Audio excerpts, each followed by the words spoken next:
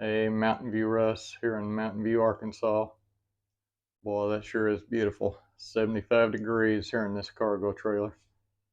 It's I don't know what it is. It feels like 100 degrees outside and 140 humidity.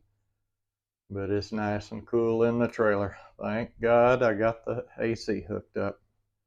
So I just wanted to give a little update. Uh, I've been trying to get some work done the last few days. The last update I had got the kitchen upper cabinets up. I worked on the bench here, bench over the freshwater tank, and I still haven't done anything with the uh, leg extensions, whatever you call that, lazy boy leg lift. And I haven't done anything with the chest of drawers, but I did spend the day framing out the bed area. I tell you, once you get all this stuff framed out, this trailer starting to get kind of small. It was the same size as a travel trailer we had, except it had a slide. So those slides really had a lot of feeling of square feet, even though, it was 15 feet long, about 4 foot deep, maybe. So what's that, 60 square feet. But just the way it opened the area up, it felt like a lot more. But that's okay. Uh, it is what it is. So as you can see, I've got I did a step up here uh, because we got the fender wells overlapping the bed area. So, and as I flesh this out, hopefully you understand what I'm saying, but as I flesh it out, you'll see if you don't understand. Not that you can't understand what I'm doing, but so down here where you see the two openings, that's the first step. It's about 8 inches tall. And I'm going to go ahead and put a couple of drawers down there to go back about 20 inches, I think. And so we'll be able to step up on that first level. And then the second step up will be the height of the fender well, which will go all the way to the back of the bed. And that's about 12 inches. So it's a little 4-inch step. I know I'm not consistent, but if I'd done a 6-inch first step here, that opening would have been so small, building a drawer would have almost been stupid. It'd, been good for cookie sheets, and that's been about it. So, because I had like a 9-inch step going into the bath, I figured we could handle an 8-inch. So, same on both sides. Uh, so, this is going to give me some access to get to my tank to do the plumbing here. This gray water tank, so it will drain and vent down through the floor. So I'm going to have to come out and just do a 90 right out and go straight through the floor for both the vent and the drain. I've got those seals, I forget the name of them, Miracle Seal or whatever, to be able to put in these tanks and use like a 1.5-inch PVC line. Just haven't done that yet. And the fill will come in on this 1-inch line that's plugged up with the red cap. I'll be doing that, filling the gray water with the sump pump. So the lines will go down and actually go through this channel being made by the bed, and then cross over, and then come back in, and then they'll be able to get underneath this bench and onto the kitchen sink for drainage. I haven't decided if I'm going to gravity drain the kitchen sink into the main drain line, or if I'm going to send it back over to the sump pump, which is going to be down here, and then turn around and pump it back. And I guess I'll find out how good this pump works. I may be in for a surprise. It's going to have to pump the water about 20 feet and lift it about 2 feet. But this is made for boats, where they down in the belly of the boat, and they actually lift it up quite a few feet, I think, to pump it overboard. So we'll see. If it don't work, I don't know what I'm gonna do. I'll figure something out. And then, of course, this freshwater tank. And so down in this area here, I'll come out with my lines and then put my pump and expansion tank and all that good stuff down here. And then the lines will come back up and make their way in here and head back toward the kitchen sink, hot water heater, onto the bathroom. Um, you can see the wall there, which will be closed in eventually. And I'll bring my AC in through this unfinished section of the wall here.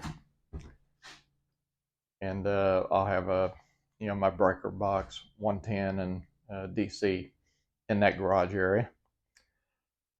I'd like to do lithium iron phosphate batteries. They're expensive.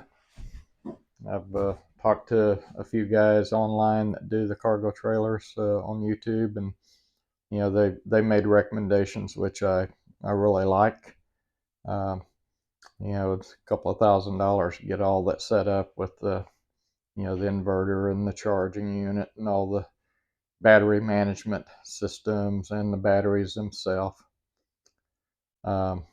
So I don't know that I'm gonna have time to get all that done by our target go live date, which is the last weekend in November. We got a music festival, Old Mill Music Fest down in Kennard, Texas. We want to make. So I'm wiring all the DC.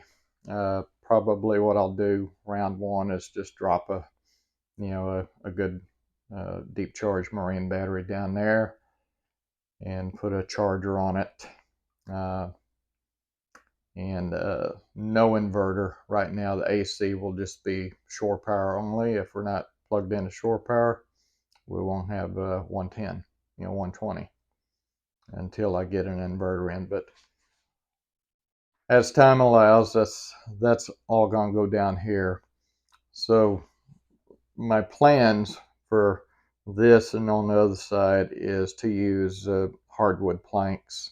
We're going to go to the big city tomorrow for errands, and I'm going to look at the Home Depot and Lowe's at their oak planks. And if I don't have sticker shock, I'll get oak planks to cover all these step areas. And then they'll, I think I'll just make them screw down, so I'll have to try to figure out how to make that look nice and not look tacky. Obviously pre-drill and countersink the screws. But I want them to be able to be removed easily so I can deal with the batteries. I might be able to do a slide out on the batteries, but there's so many cables and stuff once you get the inverters and the converters and the charging units and all that stuff hooked up. It's they're pretty much fixed in place. You can't be moving them around, so accessing them from overhead is probably the best bet. Speaking of slide outs, about where this post goes down here in the center, back to the back on both sides is going to be a 48-inch sliding drawer that's going to slide out from the back. And that's going to be to carry our instruments or, guitar, fiddle, dulcimers, and all that. So we'll have enough room and probably one drawer to haul any instrument we want. And then we'll have the second drawer for, put a Rubbermaid in there or whatever to carry, tools and hoses and gloves and all that good stuff you need for maintaining RV black tanks and stuff like that. And then up front here, I talked about the bottom two drawers, just, junk drawers, sock drawers, stuff like that. Up here at the top where you got this big opening, I'm going to do a boot and hat barn.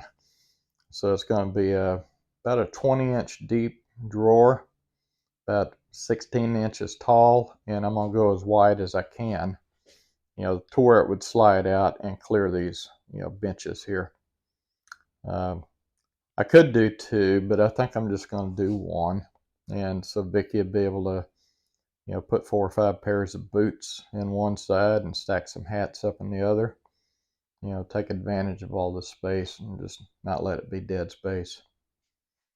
And then, of course, in the back, we're going to do the traditional RV style closets and overhead over the bed. So there'd be some additional storage there, along with this closet here for longer hanging clothes. So I haven't got much done in the bathroom. I still got the vanity to build there. The more work I do, the more I realize I've got to do. It's a lot of work. Just getting all the framing in place. I really haven't done any infrastructure yet as far as the plumbing and black and gray and fresh water. Even electrical, all I've done in electrical is just DC up in the ceiling. So anyway, it'll get done though.